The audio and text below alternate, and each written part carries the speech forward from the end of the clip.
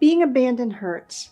The problem is, when someone's been abandoned, they can develop a fear, and this fear can get internalized and impact the way that they walk through the world. On the one hand, it can lead to needy behavior and make the person very clingy with others, and this can drive people away. On the other hand, it can also trap them in toxic relationships out of a fear of being alone. So, how do we as therapists work with this? Beyond that, when we're working with a client's fear of abandonment, there can be a unique challenge to the therapeutic relationship as well. So in this video, we're going to focus on the impact that the client's fear of abandonment can have on the therapeutic relationship.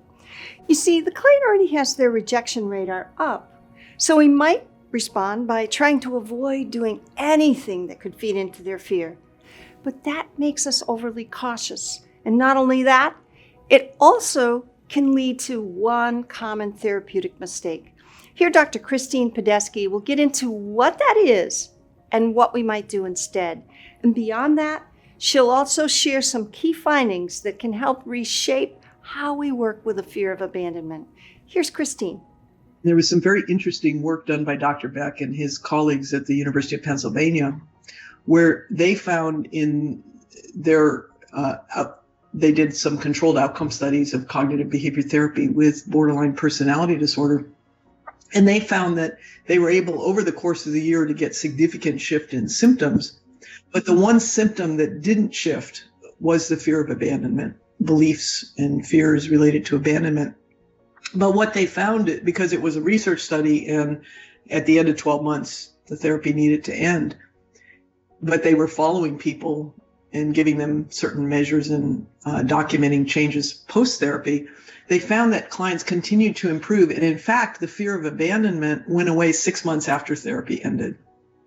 Now, this is an interesting finding because I know for myself as a therapist, I've tended earlier in my career, before I knew about this research, I tended to just continue prolonging my work with clients who feared abandonment because I didn't want to feed their fear of abandonment. And in fact, I think as a result, I've sometimes erred in probably not helping people with that fear. I had a client I worked with early in my career who had tremendous fears of abandonment. And I pretty much said with her, look, you don't need to worry because I'm going to work with you till you're ready to stop working. That turned out to be a huge clinical error because we were working together a long time. She had a lot of different problems. And after about 1.5 years of working together, it so happened that I got ill for a period of time and I needed to take a break with my practice. And I needed to make referrals of all of my clients to other therapists, including her. And this felt like a real violation of my promise to her. So, of course, in retrospect, I know, as we should all know, that making promises like that to clients is not a good idea. But I was able to work with her on how referring to another therapist was really caring and compassionate, because I cared for her. I didn't want her to just not have any therapy while I was out ill, and really kept reemphasizing that I had needs, and my needs didn't allow me to continue being her therapist. And what was interesting is, like in the Beck's research, about 6 months to 1 year after I ended up terminating with her and referring her to another therapist, she actually started doing a lot better in therapy. And years later, she wrote to me and said, I was so angry at you for terminating our therapy, but I now see it as the best thing that ever happened. I was so attached to you for reasons that weren't necessarily good. And she said, I did so much better when you terminated me. And I can now look back and appreciate what we did, but also appreciate that, I could do a lot of things without you as well.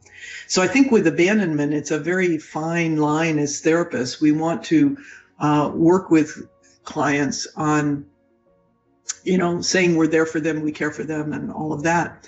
But I think our therapy goal should really be working to help them develop confidence in their own independence, and not give reassurance to them about abandonment and caring and all of that, but instead have them be doing experiments where when they want to call you or they want to call other people, that they actually do experiments with spending a day alone, tolerating their emotion by themselves, and helping them see the benefits of doing that for themselves. So working with the fear of abandonment can sometimes require us to carefully sidestep some of our first instincts for treatment. But now I'd like to hear from you. How could you use Christine's ideas in your work today with your clients? Please share a comment below, and thanks for watching.